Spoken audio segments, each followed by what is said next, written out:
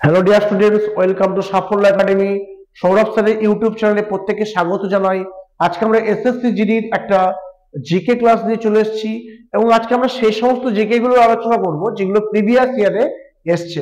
তাই সামনে যাদের এসএসসি জিডি পরীক্ষা আছে কনস্টেবলের, প্রত্যেকে কিন্তু ভিডিওটা ফার্স্ট ক্লাস দেখো যাতে তোমাদের হেল্প হয়। ঠিক আছে, চলো আমরা দেখে নিই আজকে আমাদের জিডির যে প্রিভিয়াস ইয়ারের কোশ্চেন জিকে কি এসছে।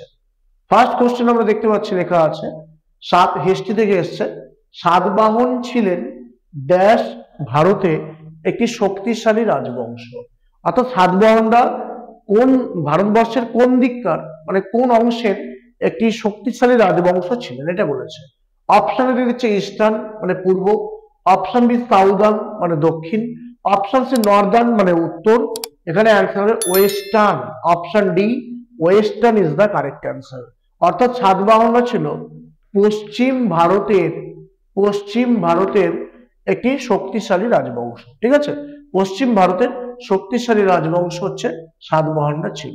ঠিক আছে, পরবর্তী কোশ্চেন দেখি। নেক্সট কোশ্চেন আমাদের জিডির প্রিভিয়াস ইয়ার কোশ্চেন নিয়ে আমরা আলোচনা করছি জিকে। দেখি কি বলছে পরবর্তী কোশ্চেন দেখি আমাদের সামনে কি বলছে, রাজ্যের আইনসভার নিম্নকক্ষকে কি বলা হয়। অর্থাৎ আমাদের কেন্দ্রে যেমন দুটো কক্ষ আছে পার্লামেন্টের, একটা হচ্ছে লোকসভা রাজ্যসভা, ঠিক তেমনি রাজ্যের দুটো কক্ষ আছে আইনসভার, তার একটা উচ্চ কক্ষ আছে একটা নিম্ন কক্ষ আছে। এবং এই নিম্ন কক্ষটার নাম কি এটা জানতে চেয়েছিল পরীক্ষায়, ভেরি কমন কোশ্চেন। তাহলে অ্যান্সার বিধানসভা। নিম্ন কক্ষকে আমরা কি বলি, বিধানসভা। অর্থাৎ প্রত্যেক রাজ্যে কিন্তু বিধানসভা আছে, বাট উচ্চ কক্ষ কিন্তু সব জায়গায় নেই। যাকে আমরা উচ্চ কক্ষর নাম হচ্ছে বিধান পরিষদ। ঠিক আছে, নিম্ন কক্ষকে আমরা যেমন বলি বিধানসভা, উচ্চ কক্ষের নাম হচ্ছে বিধান পরিষদ। বিধান পরিষদ বর্তমানে ভারতবর্ষের 8টা রাজ্যে আছে। ঠিক আছে, 8টা রাজ্যে আছে যেখানে বিধান পরিষদ আছে, উচ্চ কক্ষ আছে। আমাদের পশ্চিমবঙ্গ কিন্তু বিধান পরিষদ ছিল এর আগে, বাট সেটা কিন্তু তুলে দেওয়া হয়েছে। এবং আমাদের বর্তমানে যারা গভর্নমেন্টে আছে পশ্চিমবঙ্গ সরকারে, তারা কিন্তু বলেছে যে আমাদের বিধান পরিষদকে কিন্তু আবার ফিরিয়ে আনা হবে, পশ্চিমবঙ্গের আইনসভার সঙ্গে যুক্ত করা হবে। ঠিক আছে, মানে আইনসভার অন্যতম অংশ হিসেবে কাজ করবে। তাহলে আমাদের রাজ্যের আইনসভার যে নিম্নকক্ষ, যাকে আমরা কি বলছি বিধানসভা, এবং এই বিধানসভার পরিচালনা করেন কে, বিধানসভার স্পিকার আছেন। যেমন বর্তমানে পশ্চিমবঙ্গ বিধানসভার স্পিকার আছেন মাননীয় বিমান বন্দ্যোপাধ্যায় মহাশয়। ঠিক আছে, তোমরা জানাও যে আমাদের বর্তমানে লোকসভার স্পিকার কে আছে, তোমরা কমেন্ট সেকশনে জানাও।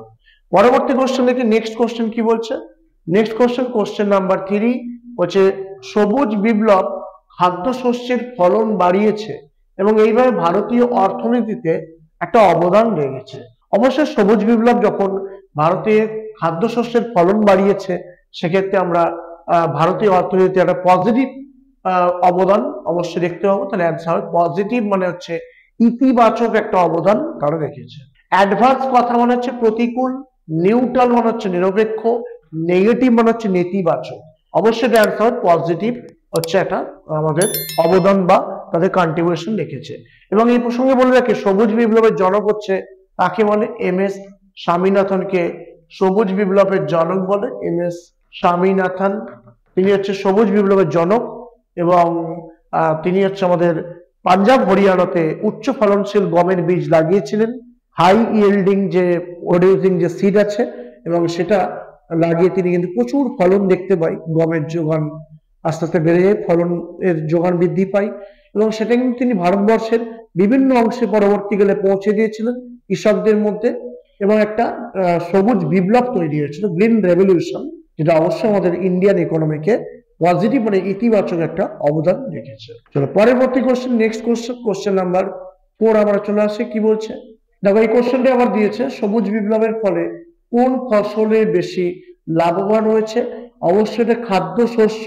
ঠিক আছে, তাহলে answer food grains, but mainly কিন্তু গম বা হুইট, বাট এখানে অ্যান্সার ফুড গ্রেনস অপশন ছিল। ফুড গ্রেনস মানে হচ্ছে খাদ্য শস্য, পালসেস মানে ডাল জাতীয় খাদ্য, অয়েল সিড মানে তৈলবীজ, ভেজিটেবলস মানে শাকসবজি।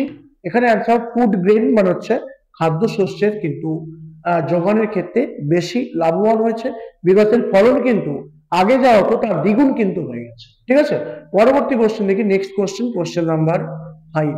তোমরা জিকে যেখানটা পড়বে পুরো যদি ডিটেলসটা পড়ে নাও তাহলে সেক্ষেত্রে কিন্তু সুবিধা হবে অ্যান্সার গুলো কমন পেতে, কোশ্চেন গুলো কমন পেতে। কোশ্চেন নাম্বার 5 কি বলছে, ঔপনিবেশিক ভারতে ইন্ডিয়ান অ্যাসোসিয়েশন নিচের কোন জায়গায় প্রতিষ্ঠিত হয়েছিল? ইন্ডিয়ান অ্যাসোসিয়েশন যেটা হচ্ছে ভারতের কলকাতা বা ক্যালকাটা আগের নাম ছিল, কলকাতার আগের নাম ছিল ক্যালকাটা, ক্যালকাটায় কিন্তু প্রতিষ্ঠিত হয়েছিল। বাকি যে অপশন হচ্ছে সুরাট, লখনৌ, পুনা, এগুলো তো হবে না, অ্যান্সার হবে ক্যালকাটায়। ক্যালকাটায় কিন্তু ঔপনিবেশিক ভারতে ইন্ডিয়ান অ্যাসোসিয়েশন যেটা হচ্ছে প্রতিষ্ঠা হয়েছিল। তোমরা কমেন্ট সেকশনে লিখে পাঠাও যে ইন্ডিয়ান অ্যাসোসিয়েশনের প্রতিষ্ঠাতার নাম কি, ঠিক আছে। পরবর্তী কোশ্চেন, কোশ্চেন নাম্বার 6 কি বলছে, কোশ্চেন নাম্বার 6 বলছে SEWA, SEWA এর ফুল ফর্ম আমরা দেখতে পাচ্ছি সেলফ এমপ্লয়েড ওমেন্স অ্যাসোসিয়েশন। এটা একটা ব্যাংক, গুজরাটের যে সমবায় ব্যাংক, ভারতে কত সালে চালু হয়?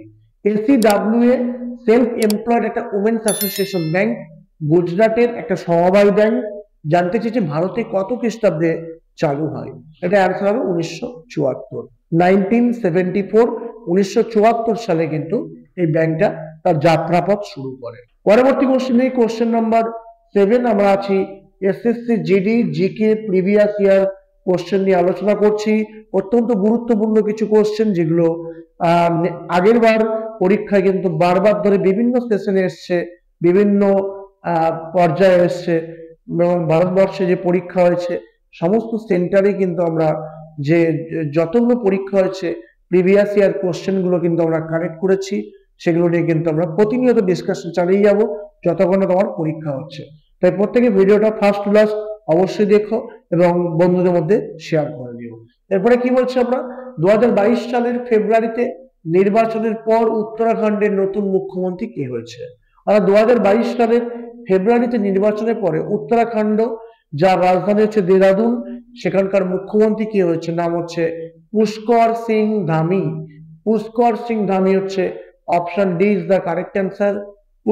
পুষ্কর সিং ধামি হচ্ছে 2022 সালের ফেব্রুয়ারিতে নির্বাচনের পর নতুন নির্বাচিত মুখ্যমন্ত্রী, ঠিক আছে। পরবর্তী কোশ্চেন, উত্তরাখণ্ডে কিন্তু আমাদের অরণ্য গবেষণাগার কেন্দ্র আছে এবং IAS-IPS ট্রেনিং একাডেমি আছে।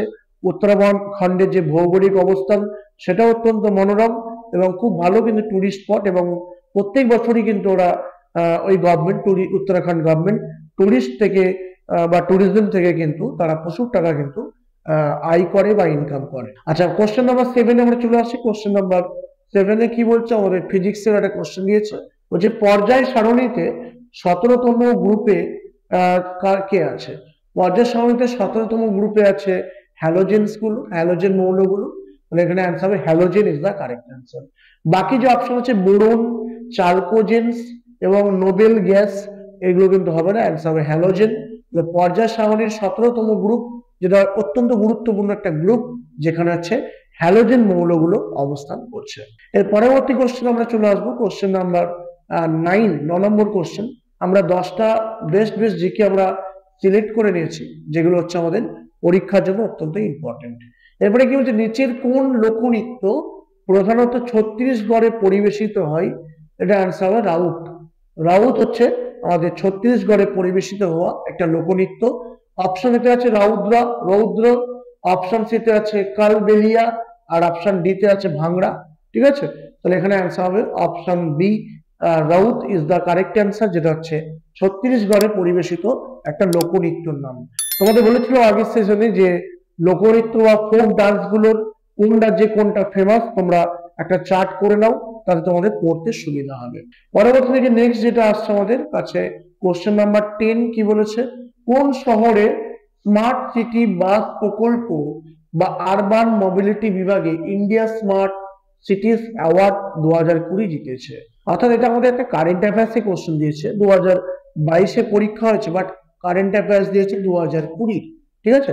এরকম কিছু কিছু কোশ্চেন থাকবে তোমাদের, যদি তুমি 100% শিওর হও তবেই কিন্তু এই ধরনের কোশ্চেন গুলো অ্যাটেম্প করবে, নাহলে কিন্তু ছেড়ে দেয় ভালো, বিকজ নেগেটিভ হওয়ার চান্স বেশি থাকছে। তাই নেগেটিভ হওয়ার থেকে কোনো কোশ্চেন ছেড়ে দেওয়া অবশ্যই ভালো। দেখি তাহলে এখানে অ্যান্সারটা কি হবে, অ্যান্সার ঔরঙ্গাবাদ, ঔরঙ্গাবাদ মহারাষ্ট্রে। তাহলে এখানে অ্যান্সার ঔরঙ্গাবাদ, যেটা হচ্ছে স্মার্ট সিটি বাস প্রকল্পের আরবান মোবিলিটি বিভাগে ইন্ডিয়া স্মার্ট সিটি অ্যাওয়ার্ডের পুরস্কার বা তকমা পেয়েছে? অপশনে ছিল পুনে, আগ্রা, ইন্দোর।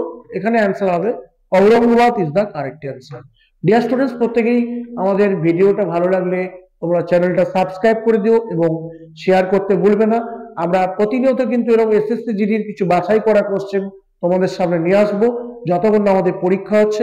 আমাদের ফেব্রুয়ারি মাসে কিন্তু পরীক্ষা আছে, তাই প্রত্যেকে সিরিয়াসলি পড়াশোনা করো। আগামী 2 মাস, 1.5 থেকে 2 মাস অত্যন্ত ইম্পর্টেন্ট। প্রত্যেকটা মুহূর্ত, প্রত্যেকটা সেকেন্ড তোমরা বাড়িতে পড়াশোনা করো, কাজে লাগাও।